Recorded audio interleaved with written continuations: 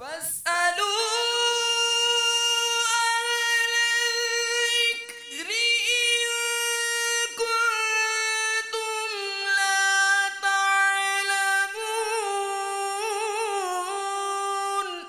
ऐ लोगो, इल्म वालों से पूछो अगर तुम्हें इल्म न हो।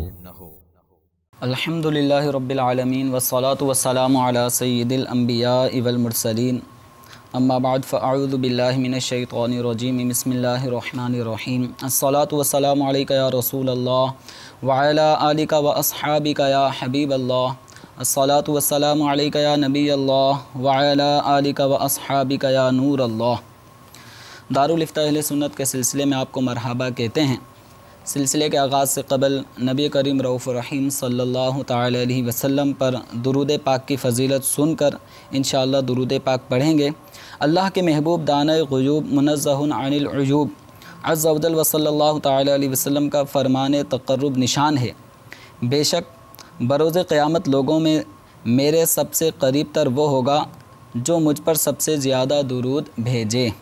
सल्लु अलल हबीब सल्लल्लाहु तआला अला मुहम्मद सल्लल्लाहु तआला अलैहि वसल्लम सलातुन व सलामन अलैका या सय्यदी या मक्की या मदनी या रसूल अल्लाह। चूँकि माह रमज़ानुल मुबारक का अब इख्तिताम हुआ चाहता है और करीब ही 1-2 दिन का ये माह रमज़ानुल मुबारक मेहमान है, खूब इसकी बरकतों को लूटिए। और चूँकि इसके बाद माह रमज़ानुल मुबारक के इख्तिताम होते ही ईदुल फ़ितर की नेमत से मुसलमान मुस्तफ़ीद होते हैं और अल्लाह तबारक व तआला के दरबार में आकर ईदुल फ़ितर की नमाज़ अदा करते हैं। तो इस मुनासबत से आज सिलसिले में हम सबसे पहले नमाज़ ईदुल फ़ितर का तरीक़ा कि किस तरह से नमाज़ ईदुल फ़ितर अदा की जाएगी इंशाअल्लाह ज़ोदल इस तरीक़े को बयान करेंगे। तो इंतहाई तवज्जो के साथ नमाज़ ईदुल फ़ितर का तरीक़ा समाअत फ़रमाइए। नमाज़ ईदुल फ़ितर ये वाजिब है और जो तरीक़ा नमाज़ ईदुल फ़ितर का बयान किया जाएगा वही तरीक़ा नमाज़ ईदुल अज़हा, यानी इन दोनों नमाज़ों के अदायगी के तरीक़े में कोई फ़र्क नहीं है, दोनों का तरीक़ा एक ही है। तो इसका तरीक़ा यह है कि नियत ये करनी है कि नियत करता हूँ 2 रकात नमाज ईदुल फ़ितर वाजिब, और इस तरह ये नियत करके वास्ते अल्लाह ताला के मुँह मेरा काबे शरीफ की तरफ जो नियत के मज़ीद अल्फ़ाज़ हैं वो अल्फ़ाज़ आपने अदा करने हैं। और इसके बाद अब दोनों हाथों को कानों तक उठाना है, जिसको हम तकबीर तहरीमा कहते हैं। तकबीर तहरीमा कहकर अपने हाथों को अब नाफ़ के नीचे बांध लीजिए। नाफ़ के नीचे बांधने के बाद पहले सना पढ़ी जाएगी, जिसको सुब्हानक अल्लाहुम्मा व बिहम्दिका हम पढ़ते हैं, पहले सना पढ़ेंगे। उसके बाद फिर अब 3 तकबीरात कही जाएंगी और ये 3 तकबीरात में हर तकबीर में अपने हाथ को हमने कानों तक उठाना है और अल्लाहु अकबर कहकर हम अपने हाथ को छोड़ देंगे। 3 तकबीरात इस तरह होंगी कि अल्लाहु अकबर कह के हम अपने हाथ को छोड़ देंगे, ढीले छोड़ देंगे, लंबे छोड़ देंगे। इसके बाद फिर तकबीर होगी, अपने हाथों को फिर हमने कानों तक उठाना है अल्लाहु अकबर कहते हुए, फिर अपने हाथों को छोड़ देना है। इसके बाद फिर तकबीर होगी, इसमें अपने हाथों को कानों तक उठाना है अल्लाहु अकबर कहते हुए। अब चूँकि 3 तकबीरात जो तकबीर तहरीमा के अलावा थी वो हो जाएंगी, तो इसके बाद फिर अपने हाथों को नाफ़ के नीचे बांध लेना है। अब इमाम साहिब जहर के साथ यानी बुलंद आवाज़ के साथ क़िराअत करेंगे। क़िराअत पहली रकात की ख़त्म होने के बाद रुकू सुजूद बाकायदा किया जाएगा। इसके बाद एक रकात जब मुकम्मल हो जाएगी तो अब दूसरी रकात के लिए इमाम साहब खड़े होंगे, हम भी इमाम साहब के साथ खड़े हो जाएंगे। पहली रकात के अंदर तकबीरात ईदैन पहले कही गई थी, लेकिन दूसरी रकात में ये तिलावत के बाद क़िराअत के बाद कही जाएंगी। लिहाजा पहले इमाम साहब क़िराअत करेंगे। क़िराअत सूरह फ़ातिहा और सूरत की क़िराअत करने के बाद अब इमाम साहिब ने अपने हाथों को कानों तक उठाना है। 3 मरतबा ये तकबीरात कही जाएंगी। तो अल्लाहु अकबर कहते हुए अपने हाथों को कानों तक उठाकर छोड़ देना है। एक दफ़ा तकबीर हो गई, इसके बाद फिर दोबारा अपने हाथों को कानों की लो तक उठाएंगे, अल्लाहु अकबर कहते हुए फिर छोड़ देंगे। और इसी तरह तीसरी मरतबा फिर अपने हाथों को कानों की लो तक उठाकर अल्लाहु अकबर कहते हुए अब अपने हाथों को छोड़ देंगे और चौथी तकबीर रुकू के लिए कही जाएगी। तो बस जहन में रखने की ये बात है कि जब पहली रकात होगी तो पहली रकात के अंदर जो ईदैन की तकबीरात हैं 3, ये तकबीरात कही जाती हैं क़िराअत करने से पहले, और जब दूसरी रकात होती है तो दूसरी रकात में ये तकबीरात कही जाती हैं क़िराअत करने के बाद। बस ये फ़र्क अपने ज़हनों में रखें। और दूसरा ये कि नॉर्मल जो नमाज की तकबीरात हैं वो तो आपको पता है कि नमाज़ शुरू करने से पहले अपने हाथों को कानों तक उठाना होता है, इससे रुकू में जाते वक्त तकबीर कही जाती है। तो ये तकबीरात अपनी नॉर्मल अंदाज से ही कही जाएंगी। जो ज़ायद तकबीरात हैं वो पहली रकात में 3 हैं क़िराअत से पहले, और दूसरी रकात में 3 तकबीरात हैं क़िराअत के बाद। और इन दोनों रकातों में जो तकबीरात 3-3 कही जाएंगी, टोटल ये 6 तकबीरें कहलाती हैं। 6 तकबीरें हो जाएंगी, और इन 6 तकबीरात में हमने अपने हाथों को कानों तक उठाना है। और जो ज़ायद तकबीरात हैं हर 2 तकबीर के दरमियान 3-3 मरतबा सुबहान अल्लाह सुबहान अल्लाह सुबहान अल्लाह कहना नहीं है, लेकिन इतनी देर तक वक्फ़ा करना है। यानी जब तकबीर कही एक, उसके बाद हाथ छोड़ देंगे तो 3 सुबहान अल्लाह की मिक़दार वक्फ़ा करना है, फिर अपने हाथों को कानों तक उठा के अल्लाहु अकबर कहना है, फिर 3 तस्बीह की मिक़दार अपने हाथों को छोड़े रखना है, फिर तकबीर कही जाएगी। इस तरह ये सिलसिला रहेगा। और नमाज ईदुल फ़ितर हो या नमाज ईदुल अज़हा, इसके अंदर जो खुतबा होता है ये खुतबा नमाज के बाद दिया जाता है, जबकि जुमातुल मुबारक में जो खुतबा होता है ये नमाज से पहले होता है। ये फ़र्क होगा। और दूसरा फ़र्क ये है कि जुमे का खुतबा ये शर्त है, बग़ैर खुतबे के जुमे की नमाज नहीं होती, जबकि ईद की नमाज ये इसके अंदर खुतबा होना मसनून है। अगर किसी वजह से खुतबा ना भी हुआ, आमतौर पे तो होता ही है, लेकिन अगर ना हुआ तो ईद की नमाज हो जाएगी। अच्छा, मज़ीद अब इसमें हमारे चूँकि कई ऐसे आवाम हैं कि जो नमाज ईदैन में भी आखिर वक्त में आ रहे होते हैं। हालांकि ईदैन के वक्त लोग काफ़ी हद तक मस्जिद में पहुंच चुके होते हैं, लेकिन एक तादाद होती है, नमाज ईदैन का तरीक़ा बताया जा रहा होता है, वो तरीक़ा भी नहीं सुन पाते, उस वक्त वो घर पे होते हैं। फिर जब वो आते हैं तो नमाज ईद स्टार्ट हो चुकी होती है। अब नमाज ईद स्टार्ट हो चुकी, शुरू हो गई, तो अब किस तरीके से नमाज में शामिल होना है। तो बसा औक़ात तो ऐसा होगा कि इमाम ने अभी अभी नमाज़ शुरू की है, तो ये आदमी नमाज के अंदर इमाम के साथ साथ शामिल हो जाएगा और जो तरीक़ा बताया उस तरीक़े कार के मुताबिक नमाज़ पढ़ेगा। लेकिन कभी ऐसा भी मुमकिन है कि ये नमाज के लिए आया और इमाम साहिब 3 तकबीरात जो ज़ायद ईद में पहली रकात में कही जाती हैं वो कह चुके हैं, और अब उन्होंने क़िराअत शुरू कर दी, सूरह फ़ातिहा पढ़ रहे हैं। तो अब ऐसी सूरत में इस आने वाले मुक्तदी को क्या करना चाहिए? तो ऐसी सूरत में हुक्म यह है कि अगर इमाम ने क़िराअत शुरू कर दी हो तब भी ये मुक्तदी तकबीर तहरीमा जो पहली तकबीर होती है अल्लाहु अकबर कह के ये अपने हाथ को बांधे, और फिर इसके बाद ये 3 तकबीरात मस्जिद का है। अल्लाहु अकबर, अपने हाथों को हर तकबीर में कानों तक उठाना मसनून है, कानों तक अपने हाथों को उठाए, छोड़ दें, फिर अपने हाथों को कानों तक उठाए, अल्लाहु अकबर कहे, फिर छोड़ दें, फिर अपने हाथों को कानों तक उठाए, अल्लाहु अकबर कहे और हाथ बांध लें, और जो इमाम क़िराअत कर रहा है उस क़िराअत को समाअत करे। यानी अगर चे इमाम क़िराअत शुरू कर चुका हो तो कोई मुक्तदी लेट हो जाए तो उसको क़िराअत के दौरान भी 3 तकबीरात कहना है, वो 3 तकबीरात कह के नमाज में शामिल हो जाए। और अगर ऐसा हुआ कि ये बिल्कुल क़िराअत के इख्तिताम पर आया, ये आया और हाथ बांधा ही था कि इमाम साहब अब रुकू में चले गए, तो इस सूरत में इनको हुक्म ये है कि ये भी रुकू में, और इनको तकबीरात का मौका ना मिला मुक्तदी को, तो ये रुकू में जाकर भी 3 तकबीरात पूरी कर सकता है। अच्छा, ऐसा भी मुमकिन है चूँकि मुख्तलिफ़ हमारे नमाजी आते रहेंगे, लेट भी जमात में शामिल होते हैं बसा औक़ात, तो अगर कोई मुक्तदी इस वक्त आया कि इमाम रुकू में जा चुका है, अब इमाम के रुकू में जाने की सूरत में अब मुक्तदी ने किस तरह से अपनी नमाज को अदा करना है, तो इसमें भी घबराइए नहीं, इसमें भी शरीयत मुतहरा ने हमारी रहनुमाई फरमाई है।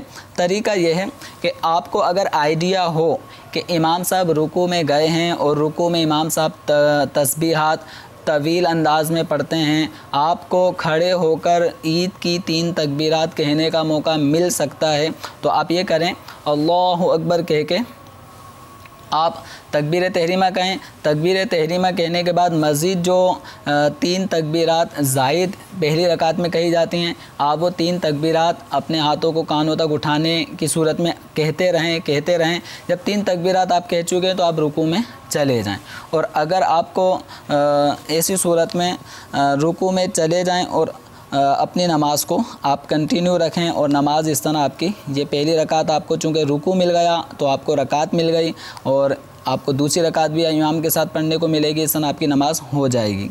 अच्छा, बस औक़ात ऐसा होता है कि जिसकी पहली रकात निकल गई, अब वो आया ही दूसरी रकात में है, तो दूसरी रकात में आने वाला ये शख्स अब अपनी नमाज़ को किस तरह अदा करेगा, तो इसमें भी घबराने की कोई ज़रूरत नहीं है।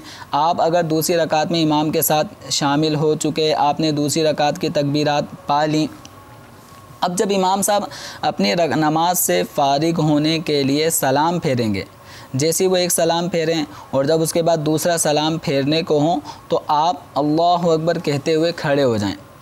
अब चूँकि जब आप खड़े होंगे तो ये आप दूसरी रकात नहीं पढ़ रहे, बल्कि आप वो रकात पढ़ रहे हैं जो आपकी फ़ौत हो चुकी है, यानी पहली रकात।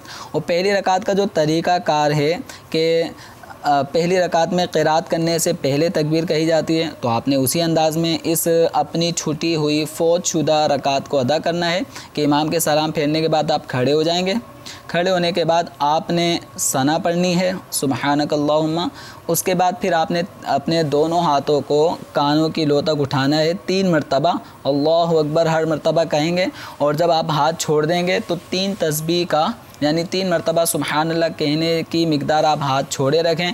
फिर दूसरी दफ़ा हाथ उठाएं अल्लाहु अकबर, फिर हाथ छोड़ दें 3 तस्बीह की मिक़दार। उसके बाद फिर आप अल्लाहु अकबर कह के अपने हाथों को कानों की लो तक ले जाएं। और इसके बाद चूँकि 3 तकबीरात पूरी हो चुकी हैं, अब आपको सूरह फ़ातिहा पढ़नी है, सूरत पढ़नी है और इसके बाद आप नॉर्मल जो नमाज़ पढ़ी जाती है रुकू वगैरह के ज़रिए इस तरह आप अपनी नमाज़ को कंप्लीट कर सकते हैं। तो ये एक मुख्तसर तरीक़ा नमाज ईद के हवाले से कि नमाज ईद किस तरह पढ़नी है और नमाज ईद में अगर कोई लेट हो जाए तो वो नमाज ईद किस तरह से अदा करेगा, उसका तरीका आपको अभी बयान किया है। अब देखते हैं कि मदनी चैनल के नाज़रीन हमसे इस सिलसिले में क्या सवाल करना चाहते हैं। सल्लु अलल हबीब सल्लल्लाहु तआला अला मुहम्मद सल्लल्लाहु अलैहि वसल्लम।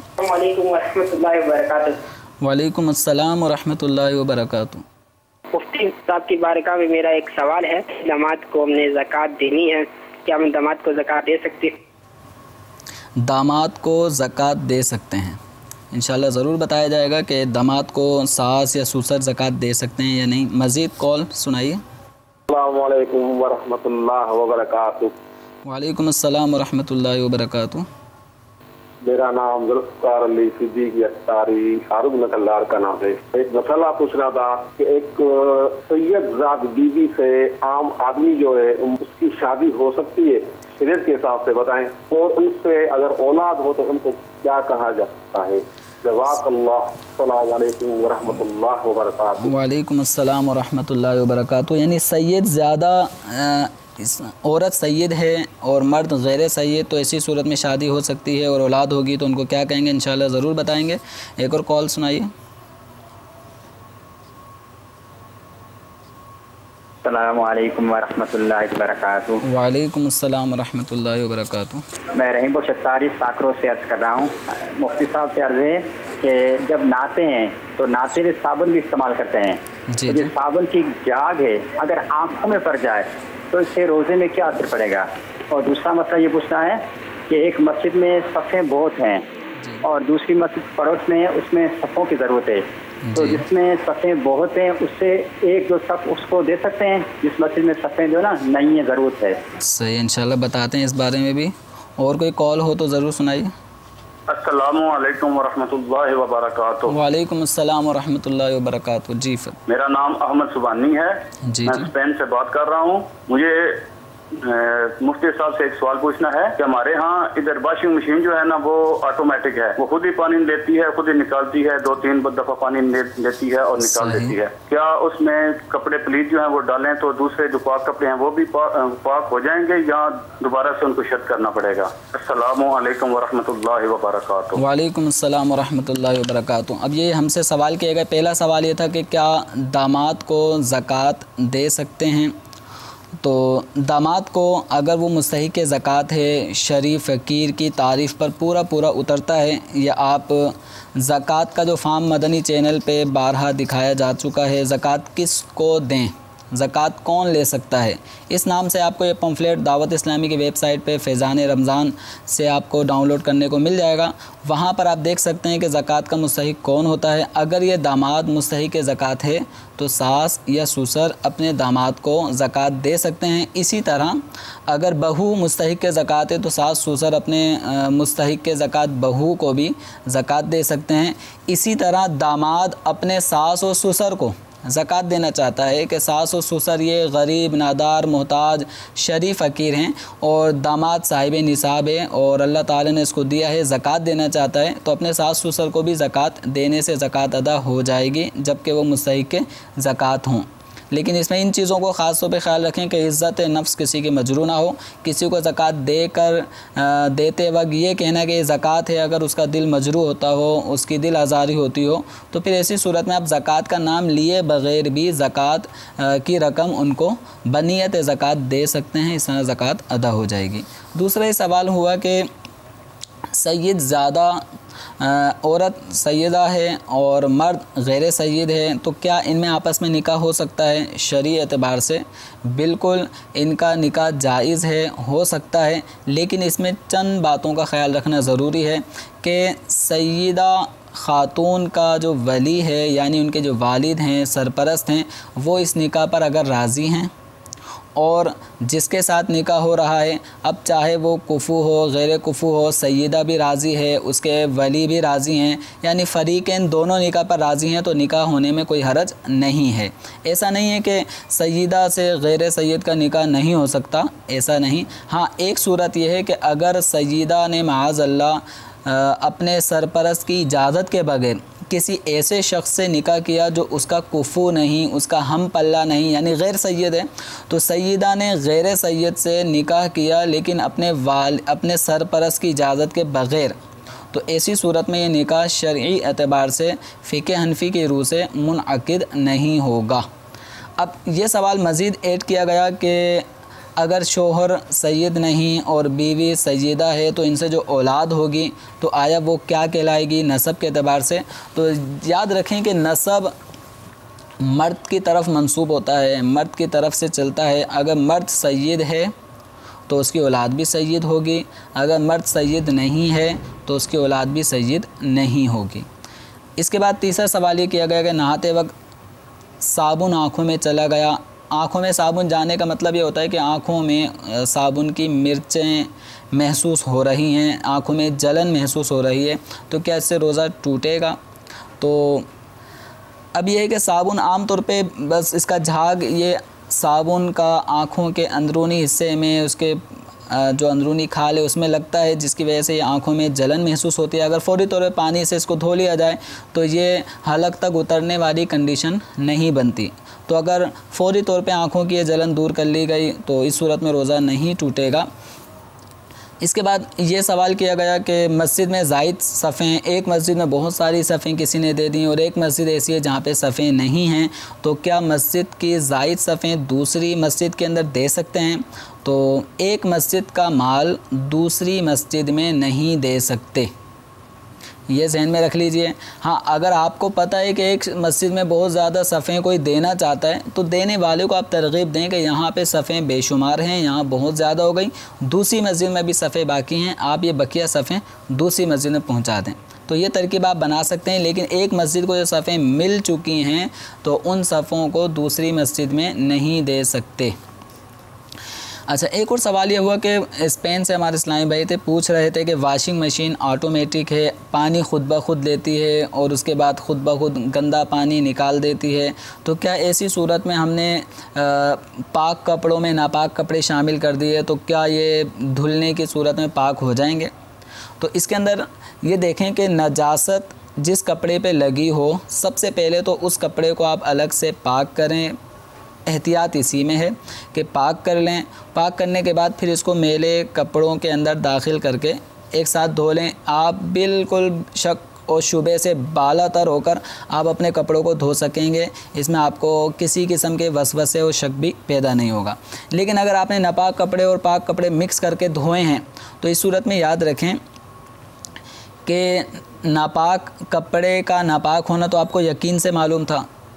अब जब आपने इसको नापाक कपड़े को वॉशिंग मशीन में डाला, मज़ीद पाक कपड़े इसमें शामिल कर दिए, तो अब इन कपड़ों एक नापाक कपड़े की वजह से वॉशिंग मशीन का पानी भी नापाक हुआ, उसके अंदर जो कपड़े पाक थे वो भी नापाक हो गए। अब इन नापाक कपड़ों के पाक होने के लिए भी यकीन या ज़न्ने गालिब दरकार है। यानी अगर आपको मालूम है कि आपकी वॉशिंग मशीन इस कदर पानी लेती है और आगे छोड़ती है और कपड़ों से वॉशिंग मशीन के अंदर जो मौजूद कपड़े इनमें पानी आता है और दूसरी जानिब से निकल रहा है और ये पानी का बहाव इस अंदाज़ का है कि नापाक पानी जो नापाक कपड़ों की वजह से नापाक हुआ वो निकल चुका है। अगर आपको इस बात का ज़न्ने गालिब यानी कवी गुमान या यकीन हो जाता है कि इस वक्त वॉशिंग मशीन में जो कपड़े हैं उनमें नापाकी ज़ाइल हो चुकी है, निकल चुकी है, तो फिर आपके कपड़े पाक हो जाएंगे। और अगर आपको यकीन नहीं हो रहा, ज़न्ने गालिब नहीं हो रहा, तो फिर ये कपड़े पाक होने का हुक्म नहीं दिया जाएगा। इसीलिए आपको पहले ही कहा कि एहतियात इसमें है कि नापाक कपड़े के नापाक हिस्से को पहले से ही जुदा तौर पर पाक कर लें और उसके बाद फिर वॉशिंग मशीन में इसको डालकर पाक कर लें। इसके पाक हो जाएगा तो इसके बाद वॉशिंग मशीन में डाल के इसको आप बआसानी दीगर कपड़ों के साथ धो सकते हैं। मज़ीद और कोई कॉल हैं तो ज़रूर सुनाइए। अस्सलामु अलैकुम वरहमतुल्लाहि वबरकातुहू। वालेकुम अस्सलाम वरहमतुल्लाहि वबरकातुहू।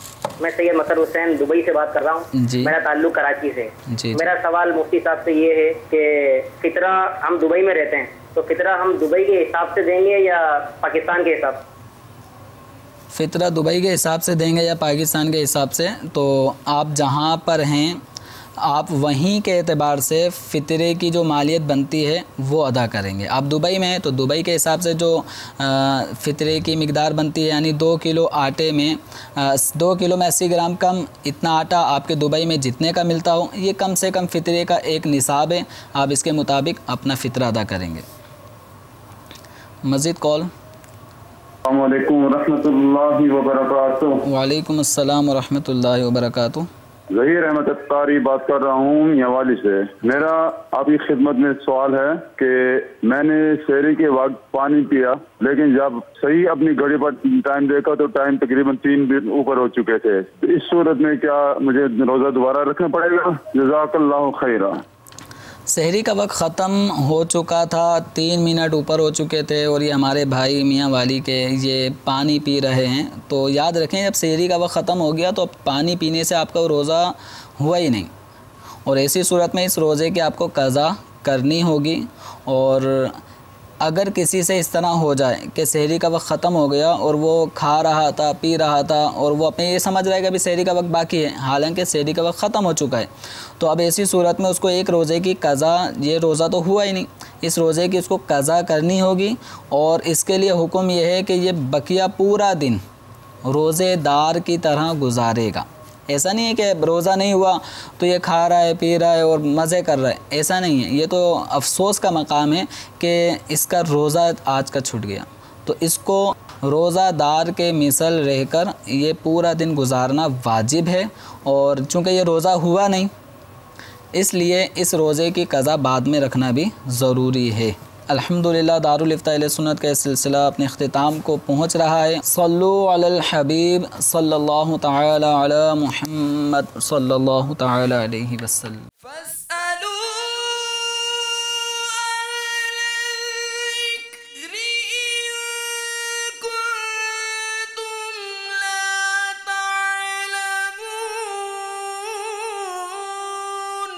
तो ऐ लोगो इल्म वालों से पूछो अगर तुम्हें इल्म न हो।